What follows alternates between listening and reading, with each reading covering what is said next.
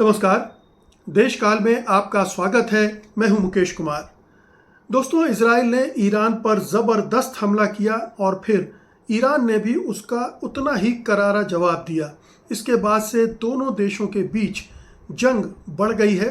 लगातार हमले हो रहे हैं, मिसाइल दागे जा रहे हैं और लड़ाकू विमानों से भी हमले किए जा रहे हैं। ये जंग बढ़ती हुई दिख रही है। लेकिन इस जंग के साथ साथ भारत में भी एक जंग शुरू हो गई है, बल्कि यूं कहना चाहिए कि वो जंग चलती रहती है। इस बार इस युद्ध के बाद वो और गर्मा गई है। ये जंग ये है कि पूरा देश दो हिस्सों में बंट गया है। कुछ लोग इजराइल के साथ खड़े हैं, इजराइल का समर्थन कर रहे हैं, और कुछ लोग हैं जो ईरान के साथ खड़े हैं, ईरान का पक्ष ले रहे हैं। सवाल उठता है कि आप इसमें से किसके साथ खड़े हैं, क्यों खड़े हैं, और जो लोग खड़े हैं इधर या उधर, उनके अपने तर्क क्या हैं? क्या वो तर्क वाजिब हैं? क्या उन्हें स्वीकार किया जाना चाहिए? क्या वो तर्क हमारी भारतीय परंपराओं, भारतीय संस्कृति, भारतीय विदेश नीति और कूटनीति के अनुरूप हैं, या वो मुख्य रूप से घृणा से सराबोर हैं, नफरत से भरे हुए हैं, हिंसा से भरे हुए हैं? आज हम इस चर्चा में उसी पर बात करने जा रहे हैं कि आखिरकार वो कौन लोग हैं जो इजराइल का समर्थन कर रहे हैं, वो कौन लोग हैं जो ईरान के साथ खड़े हैं। बहुत साफ है, जो लोग इजराइल के साथ खड़े हैं आप उनकी शिनाख्त कर सकते हैं, उनकी पहचान कर सकते हैं कि वो हिंदुत्ववादी विचारधारा से जुड़े हुए हैं, बीजेपी के साथ हैं, संघ परिवार के साथ हैं, और हमेशा उनके अंदर से मुस्लिम विरोध टपकता रहता है, मुस्लिम द्वेष उनके अंदर भरा हुआ है। और ये इस कदर भरा हुआ है कि जहाँ कहीं भी कोई मुसलमानों पर आक्रमण करता है वो बहुत खुश होते हैं। मुसलमान अगर किसी मुसीबत में आते हैं, उन पर हिंसा होती है, अत्याचार होते हैं, तो उसे बड़ी खुशी होती है। मसलन आप देखिए कि गज़ा में इजराइल जिस तरह से अत्याचार कर रहा है, जब से हमास ने उस पर अटैक किया है, आतंकवादी हमला था, उसका कोई समर्थन नहीं कर सकता था, न किया है, न करना चाहिए। लेकिन उसके बाद जवाबी कार्रवाई के बहाने उसने गज़ा पर जो कहर ढाया है, एक तरह से युद्ध अपराध किए हैं। तकरीबन 60-70 हज़ार लोगों को निरपराध, निर्दोष लोगों को मार डाला है, और इसके बाद उन तक कोई सहायता पहुंचाने के रास्ते भी नहीं दे रहा है कि वो जो भूखमरी वहाँ पर पैदा हो गई है, या लोगों को इलाज की ज़रूरत है, या दूसरी मदद की ज़रूरत है, वो भी उन तक नहीं पहुँचने दे रहा है। और इसके लिए अभी 12 जून को ही संयुक्त राष्ट्र में एक प्रस्ताव भी पारित हुआ है, और उसमें ये कहा गया है कि युद्ध विराम लागू होना चाहिए और जो गज़ा पट्टी में पीड़ित जनता है उस तक मदद पहुंचने देना चाहिए। ये इजराइल से कहा गया है। दुर्भाग्य की बात यह है कि भारत इस प्रस्ताव के पक्ष में उसने मतदान नहीं किया है, और उसकी घनघोर आलोचना भी हो रही है। ये एक तरह से इजराइल का समर्थन माना जा रहा है। हालांकि कारण कुछ भी दे रही हो मोदी सरकार और उनके विदेश मंत्री, विदेश विभाग, लेकिन स्पष्ट रूप से या तो वो अमेरिकी दबाव में है, या इजराइल परस्त इतनी उसकी नीति हो गई है कि वो इजराइल द्वारा किए जा रहे अत्याचार, दमन, नरसंहार को अनदेखा करके भी, और फिलिस्तीनियों की पीड़ा को नज़रअंदाज करके भी उस प्रस्ताव के पक्ष में मतदान नहीं करने के का फैसला करता है। तो ये भारतीय विदेश नीति में आए परिवर्तन भी इससे जुड़ा हुआ है, जो हिंदुत्व की विचारधारा में शामिल है, जो इजराइल को अपना एक रोल मॉडल मानता है। वो इजराइल जिस तरह से बिहेव करता है, एक गुंडा राष्ट्र की तरह, एक बदमाश रॉग स्टेट की तरह, जो अंतर्राष्ट्रीय कानूनों की धज्जियाँ उड़ाता है, संयुक्त राष्ट्र को नहीं मानता है, मानवाधिकारों को नहीं मानता है, युद्ध के नियमों को नहीं मानता है, सारे कानूनों नियमों को धता बताकर अपनी मनमानी करता है, वो उनका रोल मॉडल है। रोल मॉडल किस लिए है? क्योंकि इज़राइल जितनी घृणा, जितनी नफ़रत मुसलमानों से करता है, उतनी ही नफ़रत हिंदुत्ववादी भी मुसलमानों से करते हैं और दोनों की घृणा समान हो जाती है। हालांकि ये बड़ा दिलचस्प है, इस पर अध्ययन किया जाना चाहिए कि जो इज़राइलियों की घृणा है वो यूरोपीय लोगों के खिलाफ उतनी क्यों नहीं है। क्योंकि दरअसल जितना अपमानित और जितना उत्पीड़ित यूरोपीय लोगों ने किया है, हिटलर ने किया, मतलब 50 लाख यहूदियों को मौत के घाट उतार दिया, गैस चैम्बर में भून के रख दिया और उनको दरबदर कर दिया, और यूरोप ने भी उनको वहाँ से धकेलने के लिए उनका एक राष्ट्र ज़बरन बना दिया फ़िलिस्तीनी लैंड पर। और अब आराम से बैठकर ताली बजा रहे हैं, इज़राइल को शह दे रहे हैं, इज़राइल को तमाम तरह की मदद पहुंचा रहे हैं, और वो वहाँ पर उनका एक कहते हैं ना कि गुर्गा मध्य पूर्व में हो गया है, जिसके ज़रिए वो मध्य पूर्व की राजनीति को कंट्रोल करना चाहते हैं। तो इज़राइल की भूमिका अमेरिका और ब्रिटेन और फ्रांस जैसे देशों के लिए एक कठपुतली की भूमिका है, वो उसका इस्तेमाल कर रहा है। तो इज़राइल की नफ़रत उनके खिलाफ होनी चाहिए थी, लेकिन इज़राइल की नफ़रत फ़िलिस्तीनियों और वहाँ अरबों और जितनी भी मुसलमान आबादी है उनके खिलाफ है। कई लोग तर्क देते हैं कि चूँकि यहूदी पहले वहाँ से चले गए थे, भगाए गए थे, और उस ज़माने मतलब तकरीबन 2500 साल पहले वो जो नफ़रत है वो आज तक कायम है। अब ये बड़ा दुर्भाग्यपूर्ण है कि 2500 साल पुरानी नफ़रत को आप अंदर बैठाकर और आज उसका हिसाब किताब चुकता करने की कोशिश करें, जो कि हमारे यहाँ हमारे हिंदुत्ववादी भी करना चाहते हैं। और उनकी आइडियोलॉजी इसीलिए इज़राइल की जो जियोनवादी आइडियोलॉजी है उससे मैच करती है। जो हिंदुत्व के प्रचारक रहे हैं या विचारक रहे हैं, उन्होंने भी इज़राइल को अपना मॉडल बनाने की कोशिश की, उसको मॉडल के रूप में प्रस्तुत करने की कोशिश की। उन्हें ये एक जो मस्कुलर जो 56 इंच की छाती वाला जुमला प्रधानमंत्री ने दिया था, इस तरह के राष्ट्र पसंद आते हैं जो ताकत के बल पर अपनी बात मनवाना चाहते हैं, अपनी मनमर्जी करना चाहते हैं। ये जो मस्कुलर पॉलिटिक्स है, ये भारत की नीति कभी नहीं थी। भारत की नीति अंतर्राष्ट्रीय जगत में एक दूसरे तरह की थी। वो एक लोकतांत्रिक, शांतिप्रिय और मानवाधिकारों का, नागरिक अधिकारों का सम्मान करने वाला देश था, और इसीलिए उसकी प्रतिष्ठा अंतर्राष्ट्रीय स्तर पर होती थी। खैर, तो उस पॉलिसी से वो हटा है, और उस पॉलिसी से इसीलिए हटा है कि एक ऐसी सरकार सत्ता में आई है जो उस पॉलिसी के खिलाफ जाकर अपना काम करना चाहती है। उसे ये बात पसंद आती है कि इज़राइल ने फ़िलिस्तीनियों का दमन किया, उनकी हत्याएं की, उन पर अत्याचार किए, और उन्हें बेघरबार करके वहाँ पर अपनी जहाँ वो रहते हैं उनकी बस्तियों पर वहाँ यहूदियों को बसाने की कोशिश की उन इलाकों में, ताकि उन इलाकों पर अपना नियंत्रण बढ़ा सके। तो ये एक ग्रेटर इज़राइल का जो सपना है और ये जो अखंड भारत का सपना है हिंदुत्ववादियों का, ये दोनों लगभग मैच करता है।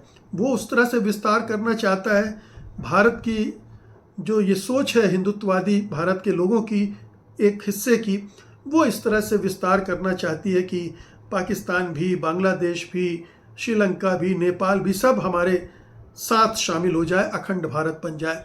दोनों के सपने पूरे नहीं होने वाले हैं, ये सब जानते हैं, लेकिन इससे बहुत बड़े पैमाने पर हिंसा होती है। अब दूसरे तरफ को लीजिए। एक तरफ ये हैं हिंदुत्ववादी जो नफ़रत और हिंसा से भरे हुए हैं, और इसीलिए वो इज़राइल के साथ खड़े हैं, ईरान के ख़िलाफ़ खड़े हैं। वो चाह रहे हैं कि इज़राइल ईरान को तबाह कर दे, वहाँ की 8 करोड़ आबादी को नेस्तनाबूद कर दे, ख़त्म कर दे, सफाया कर दे। ये उनकी दिली ख्वाहिश है, दिली इच्छा है।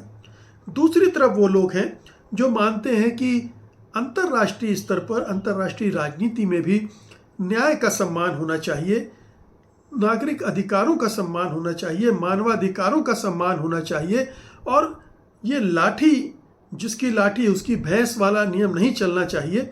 और जो कुछ हमारे जो विदेश नीति के खास अंग रहे हैं, खास एलिमेंट रहे हैं, तत्व रहे हैं, उनको हमें ध्यान में रखकर ही अपनी अंतर्राष्ट्रीय राजनीति करनी चाहिए। फिलिस्तीनियों के दुख से दुखी होना एक, अगर आप मानवीय हैं, अगर आप मानव को मानव से जोड़ कर देखते हैं, तो ये लाजमी है कि आपको फिलिस्तीनियों के साथ हमदर्दी होना चाहिए। हमास के साथ नहीं होनी चाहिए, लेकिन आम फिलिस्तीनियों के साथ हमदर्दी होना चाहिए। और उसी तरह से इज़राइल का जो गुंडागर्दीपूर्ण व्यवहार है, उसके विरोध में आपको आवाज़ उठाना चाहिए। और ये केवल भारत की बात नहीं है, दुनिया भर में बहुत सारे देशों में ये हो रहा है। अमेरिका में हो रहा है, यूरोप में हो रहा है। अभी कुछ दिन पहले ही फ्रांस की राजधानी पेरिस में हज़ारों लोग सड़कों पर निकलकर गजा पट्टी में जो कुछ इज़राइल कर रहा है उसको रोकने की मांग कर रहे थे, इज़राइल का विरोध कर रहे थे। अपने ही देश की सरकारों का भी विरोध कर रहे थे, क्योंकि वो इज़राइल के साथ खड़ी है। तो एक पूरी भावना दुनिया भर में है, और भारत में भी अगर ये भावना है, क्योंकि फ़िलिस्तीनियों से उनका देश छीना गया है, उस पर इज़राइल ने ज़बरन कब्ज़ा किया है, और ये किसी भी देशवासियों के लिए ज़रूरी है। उनका हक है अपनी मिट्टी पर, जैसे हम अंग्रेज़ों के खिलाफ लड़े थे कि ये जन्म सिद्ध अधिकार है हमारे मातृभूमि पर हमारा अधिकार, वैसे ही फिलिस्तीनियों का भी जन्म सिद्ध अधिकार है और उन्हें भी वो हक मिलना चाहिए। ये बात इज़राइल समर्थकों को रास नहीं आती, वो इसे नहीं समझ पाते।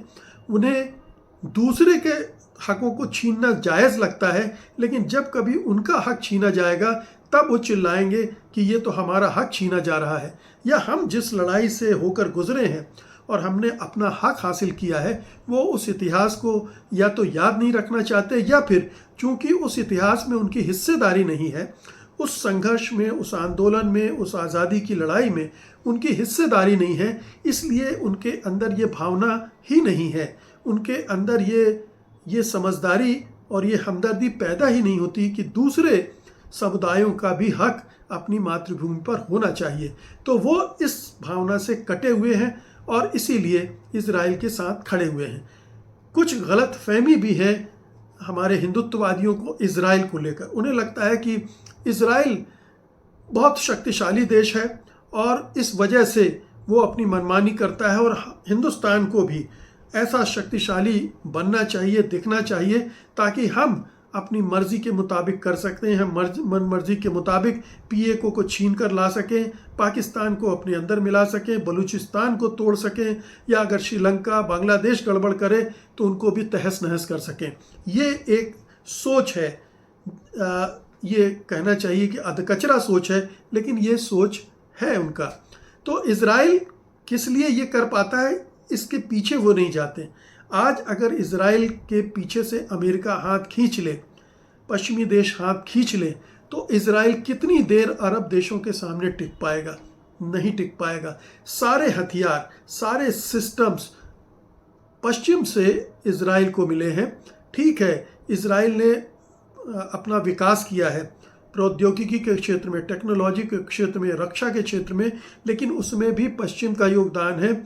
और अमेरिका की जो ज्यूइश लॉबी है, जो यहूदी लॉबी है, जो हमेशा अमेरिकी सरकार को दबाव में रखती है अपने पैसों के बल पर, वो फोर्स करती है कि इज़राइल का साथ दे। अगर कल को वो लॉबी की बात न सुनी जाए, अमेरिकी सरकार इंडिपेंडेंटली निर्णय लेने लगे, तो इज़राइल का हश्र क्या होगा ये समझा जा सकता है। तो ये जो कुछ इज़राइल आज कर रहा है, चाहे उसने गजा में किया हो, चाहे लेबनान में किया हो, चाहे सीरिया में किया हो, और अब चाहे वो ईरान के साथ कर रहा हो, ये केवल और केवल अमेरिका के दम पर कर रहा है। ये बात समझने की है। और हमारे साथ कोई भी एक ऐसा बड़ा देश नहीं है जो हमें इस तरह से सपोर्ट करे। अमेरिका का रुख हम इस पाकिस्तान के साथ 3 दिन वाले युद्ध में देख चुके हैं कि उसका क्या है, और उसके बाद भी उसका रुख बदला नहीं है। अभी भी वो पाकिस्तान के साथ ही हमें जोड़कर देख रहा है। हमारी जो सियासत थी पहले कि हमने हाइफनेटेड कर लिया था अपने आप को पाकिस्तान से, कि हम पाकिस्तान जैसे नहीं हैं, पाकिस्तान से अलग है, हमको अलग तरह से देखो, वो फिर से रीहाइफिनेटेड हो गया है। अब अमेरिका की पॉलिसी में उतना ही वज़न पाकिस्तान का है जितना हिंदुस्तान का है। तो अमेरिका ने तो आपको गच्चा दे दिया है, धोखा दे दिया है, और आप अभी भी आपकी समझ में नहीं आ रहा है। अभी भी आप नरेंद्र मोदी सरेंडर मोदी बने हुए हैं, लगातार सरेंडर करते जा रहे हैं। और ये जो यूनाइटेड नेशंस की वोटिंग में जो भारत ने किया है उसको भी इसी नज़रिए से देखा जा रहा है। वापस लौटते हैं कि जो एक तो विरोध इजराइल के समर्थक हैं, दूसरे ईरान, या यूं कह लें कि उन तमाम देशों के समर्थक हैं जहां अत्याचार हो रहा है, ज़्यादती हो रही है, बेमतलब में हिंसा की जा रही है, हमले किए जा रहे हैं बहाने ढूंढ ढूंढ कर। ये चाहे अभी मध्य पूर्व की बात हो या किसी और देश की बात हो, किसी और इलाके की बात हो, भारत की जो गुट निरपेक्ष नीति रही है उसका एक ये बहुत बड़ा एलिमेंट रहा है कि वो हमेशा पीड़ित के साथ रहा है, हमलावर के साथ नहीं रहा है। ये पूरा गुट निरपेक्ष आंदोलन का इतिहास है। लेकिन जो नए नवेले शासक आए हैं, जिन्हें न तो भारत के इतिहास और उपलब्धियों का ज्ञान है, न उनके महत्व का ज्ञान है, वो उस विदेश नीति को भी तहस नहस कर रहे हैं। उसकी वजह से हमारी कूटनीति भी तबाह हो रही है। और अब ईरान के मामले में जो रुख अख्तियार किया है उसकी वजह से उसे और नुकसान होने जा रहा है, क्योंकि चाबहार पोर्ट जिसकी वजह से हमें पूरे मध्य एशिया में प्रवेश मिलने वाला था, वो पोर्ट हमारा चीन का जो ग्वादर पोर्ट है पाकिस्तान में, उसका मुकाबला करने का एक रास्ता खोल रहा था। ईरान से हमारे संबंध बेहतर हो रहे थे और हमें भी तेल के भारत लाने में आसानी होने वाली थी। वो सारी चीज़ें अब डोल ड्रम में हैं, अब मुश्किल में फंस सकती हैं, क्योंकि ईरान ने भारत का जो रुख देखा है उसके बाद उसका रुख क्या होगा कहना मुश्किल है। वो उस